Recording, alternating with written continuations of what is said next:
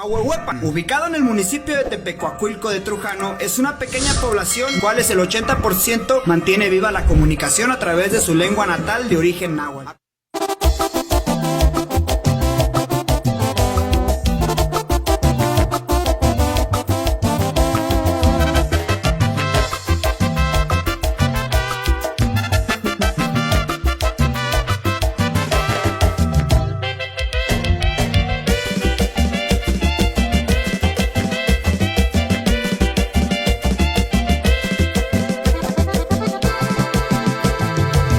Es Ahuehuepa, mi bello pueblo donde nací.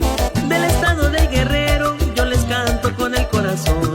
Xalitla y Ahuelicán, Mayatepec, también Palula. Recuerdo uno por uno, cada pueblo me hizo feliz. San Juan y San Agustín, Analco, Mezcala y Machela. Pasaba de fiesta en fiesta, cuántas ganas querré regresar. Que viva nuestro guerrero.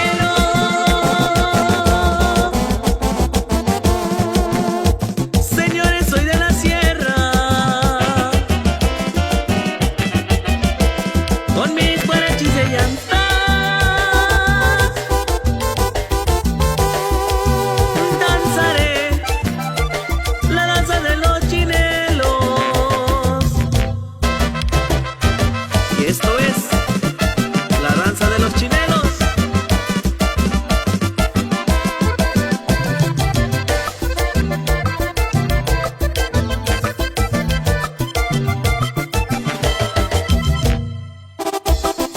Y estos son algunos pueblos de la región de Alto Balsas.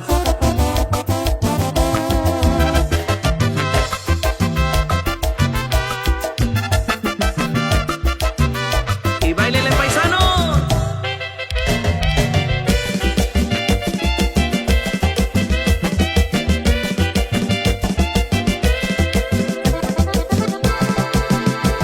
Qué bonito es Ahuehuepa, mi bello pueblo.